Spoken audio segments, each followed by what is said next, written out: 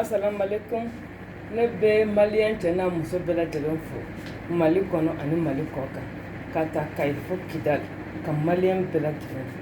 munungo malin beto oluka folibia munungo malin tikla oluka folibia wa munu yere bela ka video kan ka partager bela video kan ka laje oluka na ka folibia bela kanu mana ko mun fako o mal tufa non kan baga bela telefo do gon kono na me do nga babu kono obi muso fulonka awo maman la conseillère ne maman nationale ne ka fo muso fulo nyana munu kelen bu che kuna wo aw fla do wo aw saba do ne ka foli baw yi ani chasiri parce que furu kono asnya man no ne inte muso chasiri le istaka sinaka dan be muso fanga do fulla nga foli baw be ani chasiri ani ba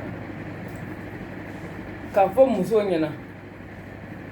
ay maman la conseillère lamé akatana naka koyi awo parce que mun to furula ruko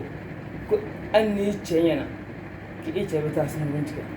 ko anni wari keliku ki iche beta sun buntika ko wa ko anni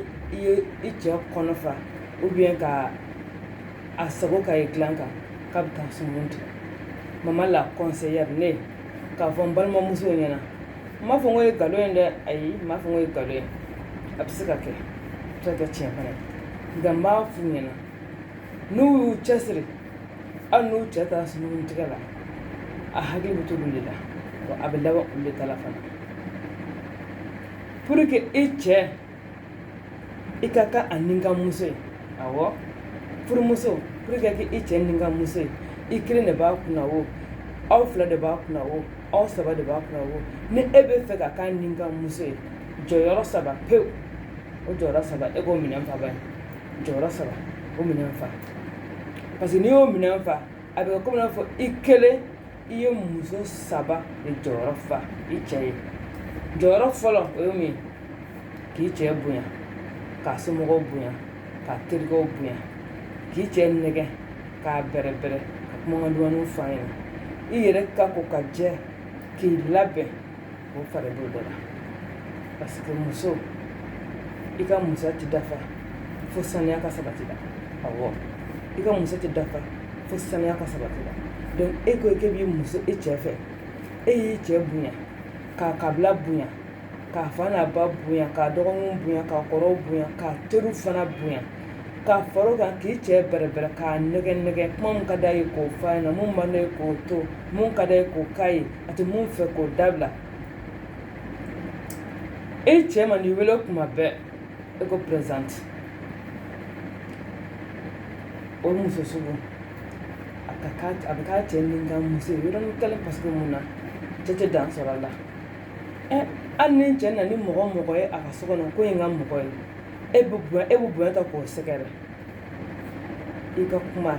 tata bla ko fele abu fone ma et accueillante awo et accueillante ki iche buya ka sumo go buya fe mo man na sokona ego ka bismillah tiela kam mo go kumbe buya ni karma konnana ni tala kenema ima ta mun ka sofana iba sigara ni buya ni karma de iche era para buya ni karma atirgo buya ni karma mun ka du ye ko fu yana mun man du ye otike ne muso bo ke ça veut dire que tu es accueillante donc l'accueil ça compte beaucoup ou mode de accueil que in rolende il faut être propre toujours bien sentir awo kuma be e jalendo e kasakadi parfait ne bibulu ka fiewo musulan do wo en tout cas kon e kon kasakadi so kon na bu fura ko je propre awo no eka ko kadi che ni tane ne ka so abna so eka so fran no ka je musulan kasa be fam be fe iyere mana iyere propre lendo non kuma banna o kuma tɛ yen wa n'i bɛ kuma dɔ i bɛ kuma ni majigi ye i b'a a kuma a kulo kɔrɔ dumuni fɔ an ɲɛna n'a bangebaa minnu nana o bɛ bonya o bɛ bɛrɛbɛrɛ a teri mana na o bɛ bonya o bɛ bɛrɛbɛrɛ non y a pas classe o cɛ mana taa yɔrɔ o yɔrɔ la a miiri bɛ jigin e la awɔ a mana kɛ o fɛn o fɛn kɛ a hakili bɛ e la hali n'a sɔrɔ aw saba de b'a bolo a hakili bɛ e la parce que n'a a bɔlen ka sɔrɔ ka taa nin fɛ yen nɔ ka taa sɔrɔ e bɛ mun kɛ ka so n'o tɛ nin fɛ yen nɔ a hakili b'i la ka taa sɔrɔ e b'a kunbɛ cogo min na ne nin t'a kunbɛ ten nɔ a hakili bɛ k'e la ka taa sɔrɔ e b'a minɛ ɲɛ min ma ne ninnu t'a minɛ ten nɔ a hakili bɛ k'e la o ye kelen a filanan k'i cɛ kɔnɔfa k'i cɛ kɔnɔfa e de ka sa petit planet ninnu o tɛ kɔ tigɛ e bara ni i bɛ ga la dudenw bɛɛ b'a fɔ ko alihamudulilayi n'i ye tobili kɛ ka taa di a somɔgɔw ma o b'a fɔ ko non ko depuis ala k'ale da adamaden da ka ɲɔgɔn dumuni bange fɔlɔ e muso ayi cɛ tɛ ɲinɛ e kɔ dɛ parce que n'a taara yɔrɔ o yɔrɔ la a bɛ fɔ a ɲɛna dɛ i ka kɔmuso a bɛ se tobili la i ka kɔmuso a bɛ se dumuni na a y'an kɔnɔ fa a ka dumuni ka di propre ka di o cɛ a mana taa yɔrɔ o yɔrɔ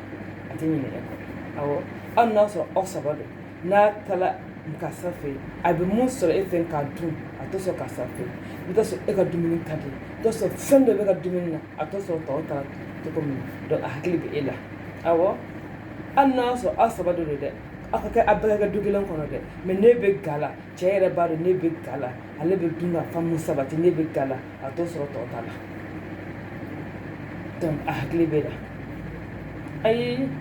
o kɔni fura foyi t'o la il n'y a pas match e bɛ cɛ bonya i b'a ladon i b'a kɔnɔfa non il n'y a pas match a sabanan o y'a belebeleba ye ka i cɛ dusu suma dilan kan k'i cɛ nisɔndiya dilan kan ni maloya kisɛ kelen kana kɛ i ɲɛna o la ayi tubabuw b'a fɔ de ma ko être une pute au lit pour ton mari awɔ tubabu ko ten être une pute au lit pour ton mari k'i ka kɛ nangaraba ye dilan kan k'i cɛ nisɔndiya i ka kɛ a bɛ hakɛ to ma i ka kɛ sunguruba ye dilan kan k'i cɛ nisɔndiya o kɔrɔ ye jumɛn ye a bɛ yafa ma parce que fo ka nin yɔrɔnin walawala kosɛbɛ i ka kɛ sunguruba ye dilan kan ça veut dire quoi cɛ mana bɔ a bɛ taa mun ɲini kɛnɛma dɛ e ko o d'a ma so kɔnɔ ban ye et même plus mun b'a to hali n'a bɔla kɛnɛma hali n'a taara mɔgɔ wɛrɛ ɲini n'a n'o tigi tɛmɛna e bɛ satisfaction min d'a ma dilan kan n'a m'o sɔrɔ o tigi fɛ a bɛ segin ka na e ma awɔ maloya kisɛ kelen kana k'a la position ye ja position jigin i kɔnɔ kuma dumuni kuma jumɛn ka di i ye kana maloya kisɛ kelen k'a la i b'a dɔn n b'a fɔ ɲɛna ni sunguruba bɛ fɛ dilan ka segin ka na ale ma awɔ ni sunguruba bɛ fɛ dilan ka segin ka na a ma donc a bɛ position sugu bɛɛ kɛ n'a ye a b'a a dusumafɛnw bɛɛ kɛ pour que hali n'a taa la a ka tila ka segin ka na ale ma tuguni o la a tɛ muso wɛrɛ si nɛgɛ minɛ n'ale tɛ donc a fana ba o de kɛ maloya kisɛ k'a fɔ ko n furucɛ de don n bɛ malo non parce que n'i maloyara dɔrɔn n'a bɛnna ni muso min tɛ maloya yɛrɛ fiyewu fiyewu fiyewu a bɛ bila awɔ a bɛ ye k'e to yen a hakili tɛ jigin a bila a hakili bɛ jigin o de la donc maloya de kana k'a la minɛ i se ye fɛn fɛn ye i b'o de kan n'a ye dilan ka taa parce que o de ye laban yɛrɛ ye o de ye laban ye dilan o de ye laban ye hali na aw saba b'a bolo ni e bɛ se dilan kan ka tɛmɛ tɔw kan a fa bɛ kɔrɔtɔ e ka su ka se awɔ fa bɛ kɔrɔtɔ sisi tulu ka se e ma donc ça veut dire que i y'a ani ka muso ye o la donc hali n'a taa tɔw ka tile fila la a bɛ kɛ o tile fila yɛrɛ kɛ sous forme de repos ye parce que a b'a dɔn e n'olu il n'y a pas match donc i se fɛn fɛn i b'o kɛ